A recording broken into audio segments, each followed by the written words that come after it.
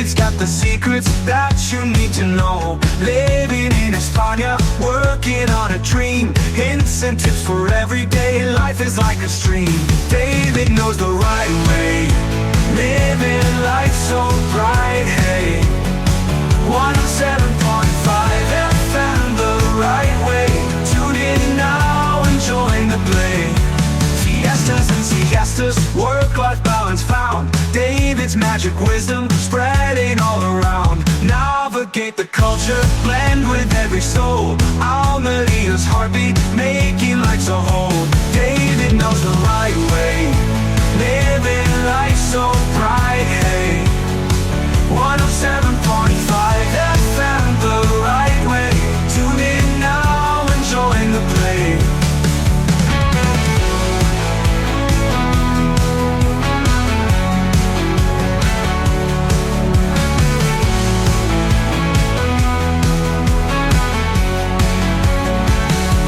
David knows the right way, living a life so bright, hey. 107.5 FM, the right way. Tune in now and join the play.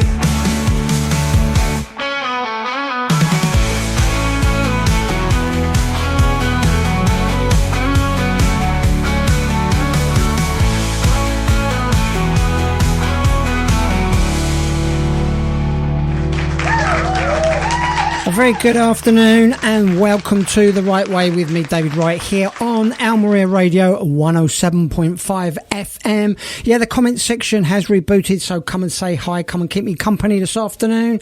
Sylvia's already joined us in the comment section. Hi Sylvia, good afternoon to you. And a big thank you to John Alex for keeping us entertained this afternoon. So loads coming up on my show today. Some news about these new security checks at airports and borders that's going to affect all British travellers in and out of Spain in the next few weeks. Also some bad news if you're a smoker in Spain, some more strict rules coming out. That's all coming up on my show a bit later on, and loads of more information, tips and advice as usual, and hopefully a live guest a little bit later on in the show. Kicking us off now with a bit of Rolling Stones. Start me up from the Rolling Stones there. The Afternoon Show. The comment section is open. Chat live to the DJ right now via our website. And here he is, the legendary David Wright. Okay, so a little bit cooler at the moment. It's still nice 34 degrees out there at the moment here in Almeria, but that sticky heat that we had last week was starting to subside a little bit. Now, people always complain about the heat here. You know, I've seen it all over the internet, but it's pretty much the same in August for about a week. We always get that 1 week or so it gets a little bit hotter than normal and a bit unbearable in the evenings, things like that. But yeah, that's sort of past now, and it will start to drop off a little bit as we get into September here. But lots going on in Almeria at the moment. Big fiesta starts this weekend, and yeah, it lasts for the whole week in Almeria City. Lots of route diversions, delays and that going in and out of Almeria. Worth checking out. I'm going to check it out on Sunday evening. I'll be down there with some friends. It's a massive fiesta down there. Loads to go and see and do. So if you're in the Almeria area, I do recommend going and checking that out. I did a little bit of snorkeling last week. The water is lovely here in the beaches in Almeria. It's nice and clear and very warm at the moment, but you've got to be careful. There's a lot of jellyfish around at the moment. It is that time of year, and we've been inundated with these new ones. They call them fried egg jellyfish because they look like a fried egg. They're about the size of a saucepan, saucer, size of a saucer, I should say. They're yellow on the top and they've got little blue tentacles at the bottom, so they sort of look like a bit of a fried egg.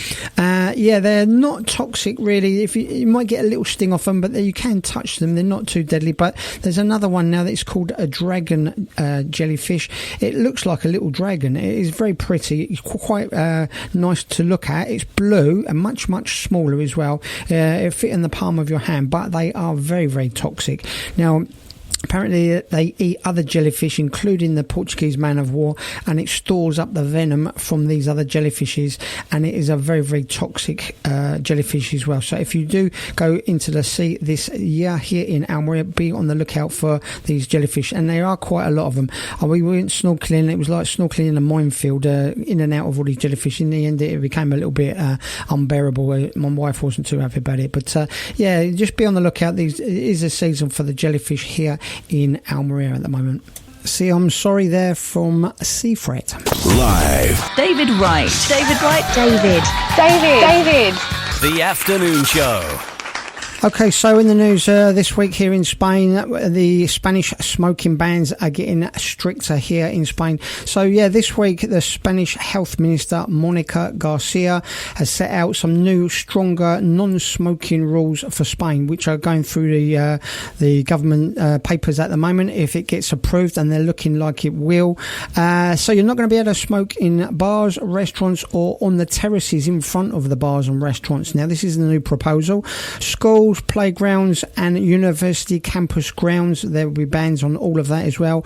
Work vehicles and delivery trucks, they're going to be targeting them as well. Outdoor sports and leisure areas and facilities, public swimming pools and public pool areas, bus stops and bus shelters, all these are targeting cigarettes and the vapes machines, anything to do with smoking. This is the new proposal, and these plans are waiting for final approval from the Spanish government, but it is expected to pass without any opposition. So if you're a smoker, not good news for you if you're in. Bear Rod Stewart there having a party. Big parties going on here in Almería this week. The Almería Fiesta starts this weekend and it runs for the whole week in Almería. So if you're in and around the Almería area, I might see you there. There's lots to see and do there at the Fiesta. David Wright. Help and advice for living and working in Spain. You're listening to The Right Way. The Right Way with David Wright.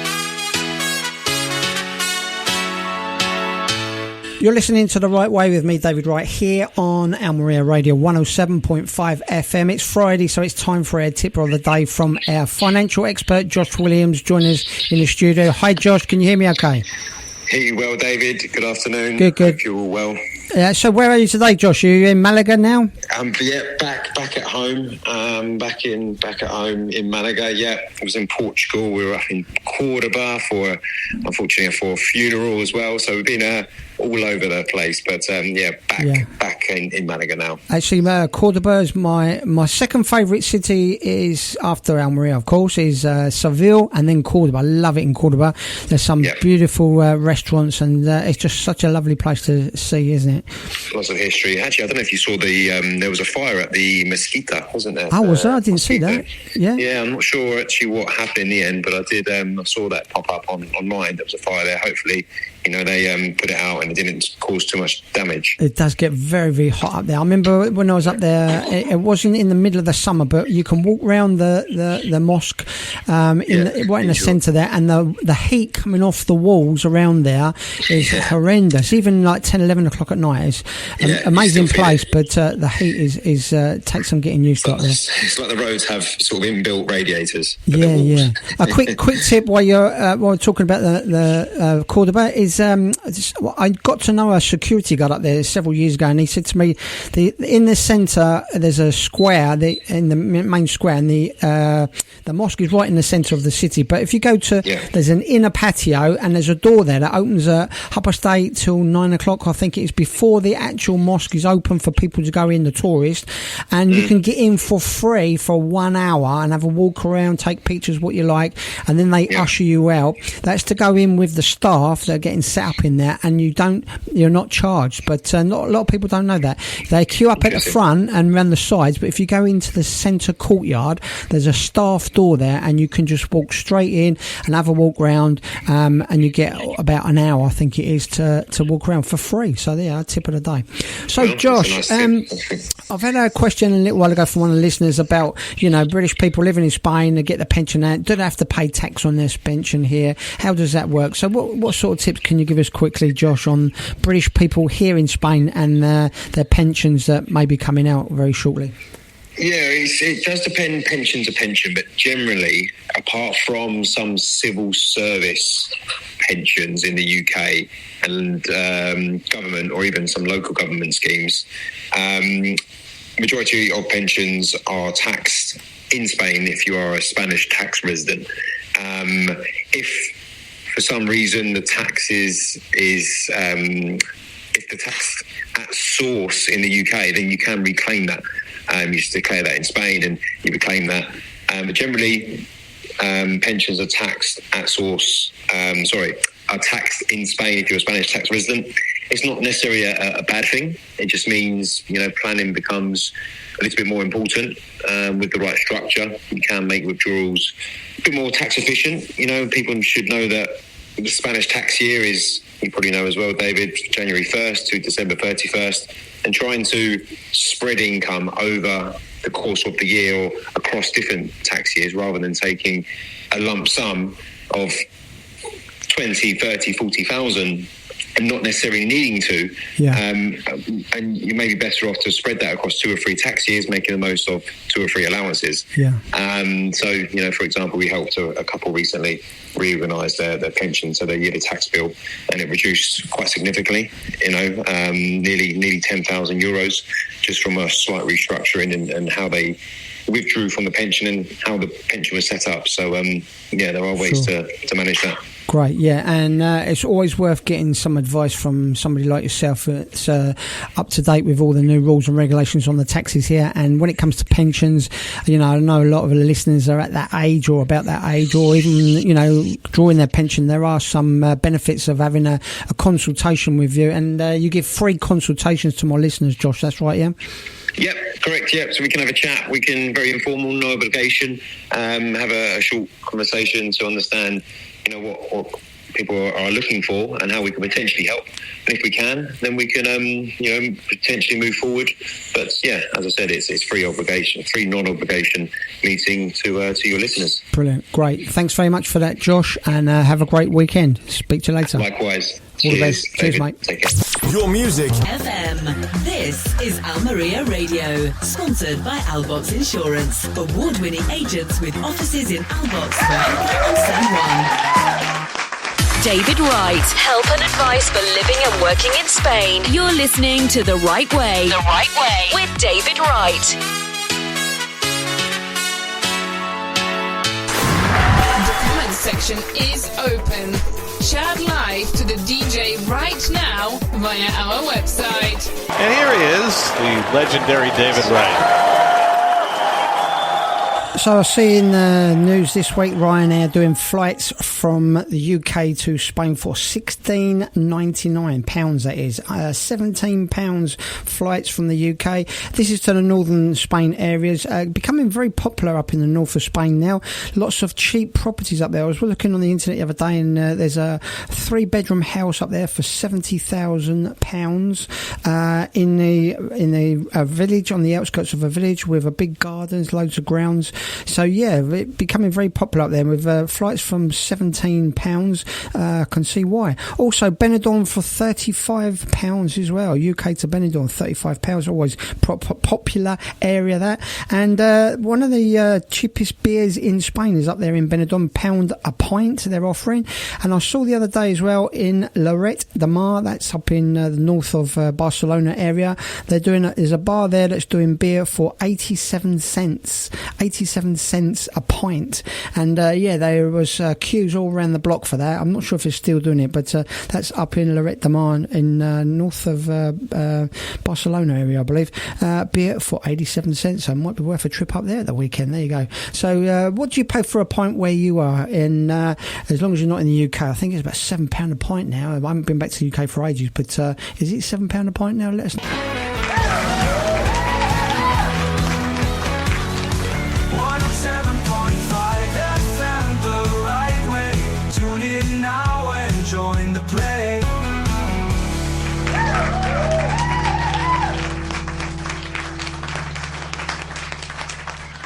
Okay, so Sylvia in the comment section got a question about your property, building. Yeah, there's some strict rules and regulations about building, and it does depend on the size of the plot, the area of your property.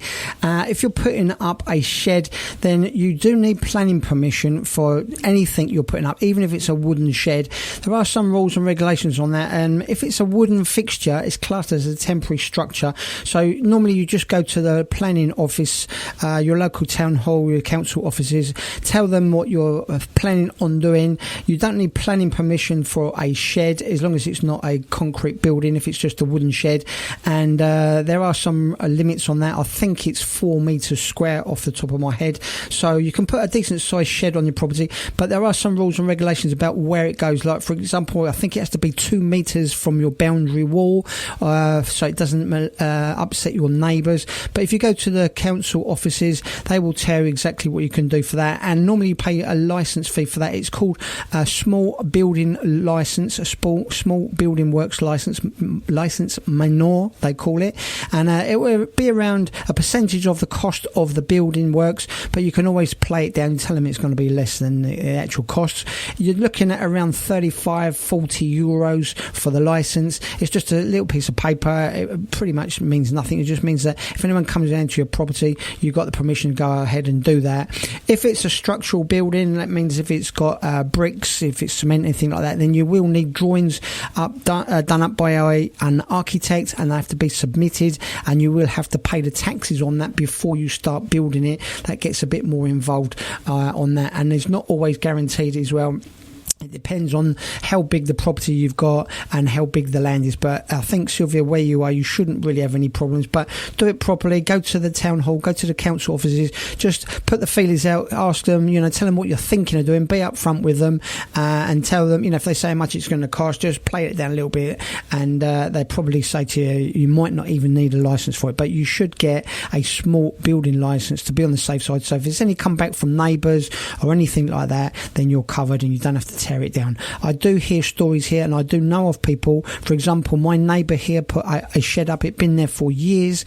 When I built my house, it was already there, and he had some extra work done about a year, 2 years later, and the planning people came around to check on the new work that he had done, saw that he had a shed in the bottom of the garden, and told him he needed to take it down because he hadn't got permission for it. If he didn't, he would be fined 6,000 euros. So there you go. So they do catch you out. They've got drones and everything like that, so it's not worth the risk. Go to the office, go to the local town office and ask them there. If you want to do it properly, then I would say go to the planning registry officer. They will. You can tell them what you're doing, and they will tell you roughly if you get permission for it or not before you go to the council offices, before you pay any money. So the planning registry office at your town hall, they will tell you all the ins and outs, what you can and can't do, and what you can get away with. They're quite good at helping you. That is a free service to the public. Failing that, just go to the town hall offices and ask to see in the council offices there about a licence for putting a shed up, and they will help you out there. Let us know how you get on. Okay, time for a Spanish one now. It's a special one for my wife, celebrating our 12th wedding anniversary tomorrow. So this one's for you, Yanni. Yeah, so Sylvia, Spanish people here, they probably wouldn't go and get permission to put a shed up there. Just do it anyway.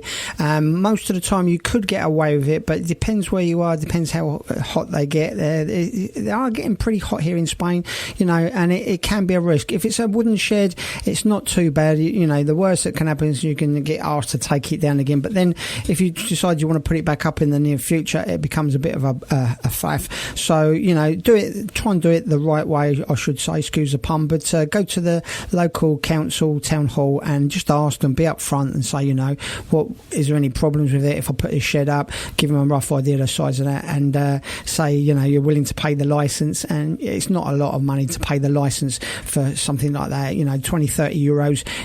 I think one of the listeners here the other week, he got some work done in his house on the kitchen, and he got €70 for the license to do the works. And then when he finished the works, he went back and they gave him €70 back from the license once the works was completed. So yeah, I think they're doing some money back on the licenses now. So you're not talking a lot of money. If you're building a house, to give you an idea, when I built my house, the license and the taxes to pay on it was €11,000 for that's a new build. So there you go. So they can get expensive when you get architects involved and you're doing a bigger build. The taxes and the licenses can get very expensive. But something like putting a shed up, I wouldn't worry too much about it. It won't break the bank, but it's always best to do it the right way, because you could get some nosy neighbour that you might get on well with that says, oh, I don't like the look of that, and then later on down the line they say you haven't got permission for that, and you'll get a call and you have to tear it down. So it's always worth checking first. Michael Jackson there, The Way You Make Me Feel. And 27 years Casado. Oh no, sorry, 37 years is that? On the 27th of August. So yeah, same anniversary as us. Yeah, good one. That's a good one. That's a long time, 37 years. Blimey. I said to my wife, after 15 years, I think it's time for a change, isn't it? Every 15 years you're supposed to change, but there you go. No, I'm only joking. Sylvia, the other thing about the shed as well, if it's a lean-to for a carport that you want to put over there, if you class it as a toldo, a shade, a sunshade, it comes out the side of the house with a couple of legs on it, and it's got just a roof on it, no walls, then you don't need permission for that. That's classed as a toldo. You can put a roof on it, a polycarbonate roof, something like that, so you probably get away with that rather than an actual shed. But and then later on maybe you could put some sides on it and put a door on it, and there you go. But that would need permission. But if it's a canopy, whether it's got a hard top on it, if it's just got a couple of legs and it's stuck on the side of your house, you probably won't need permission for that. So that if it's for housing the car, that might be something. Okay, so a bit of news for British travellers in and out of the Schengen area. So British travellers going to European Union, the Schengen area, face some new changes, and that is all starting on the 12th of October this year. So new entry exit system is going to be starting. All Schengen areas will be going digital, and this is really how it's going to be working. So when you're travelling to and fro, for example, if you're going to and fro the UK to Spain, then you're going to need to put your passport into a machine. It will check your passport. You will also have to take your fingerprints, and your face will be scanned as well. And you'll also then have to go to a second control where a member of staff will check your passport and will stamp your passport. So it's double passport control. This is all from the 12th. Now this goes on for 6 months. You'll be going through this every time you come in and out of a country. It's both ways, in and out, so remember that. So it's going to be causing lots of delays, I think, when they're getting this sorted out. And then 6 months after this, that means that'll be next October, so October the 2026, the ETIAS system will begin. Now this is a European Travel Information Authorization System, also known as ETIAS. That will be all digital then. So from then on, once you're travelling to any of the Schengen areas, you will need to fill in an online form giving all your personal details, and you will have to take that with you.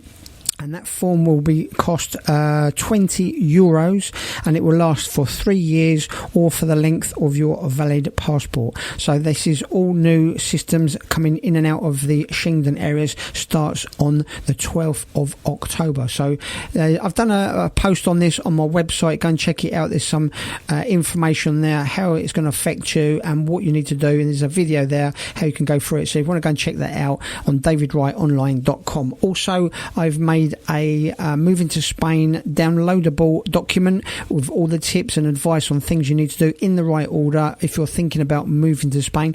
That is completely free to download as well, and that's over on my website, davidwrightonline.com. League there, and Don't You Want Me Baby.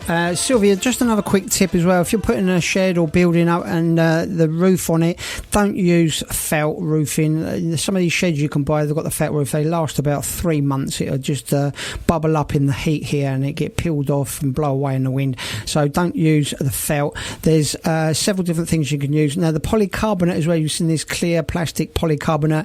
I wouldn't use that. It's got a shelf life of about 3 or 4 years. That goes very yellow here in the sun, the heat, it just can't cope with the heat, and it cracks very easily. It stains, and it's not very good at all. There is a thing out now, it's called Sandwich here. It's aluminium, and it's got polystyrene in the middle of it, and it comes in white, wood grain effect, or red. It's about an inch, 2 inches thick. You can get different thicknesses of it, and it's called a sandwich. That's what they call it, a sandwich, because it's two aluminium sheets and insulation in the middle. It is very good. It's not cheap, but it is amazing. I've used it on some of my projects here and my neighbours as well. It blocks out the sun. It shelters the cars and things like that. The heat difference is amazing, and it's 100% waterproof. There's no maintenance at all, and it lasts forever. So a little bit more expensive, but it's a much better job. So yeah, look out for that at your local hardware stores. You probably find it in the big places like similar to B&Q here. There's Leroy Merlin's and Brico Dépôt. They do that sort of thing, or your local builders merchants. So yeah, but don't use the felt here. I've seen some sheds here, they've been put felt on the top of it, and it's just no good at all. It won't last in the heat here. There you go. Another show for me. Thanks very much, everybody, for joining me. Up next is the 5 o'clock hit mix with Rob Max, so stay tuned for that. Have a great weekend.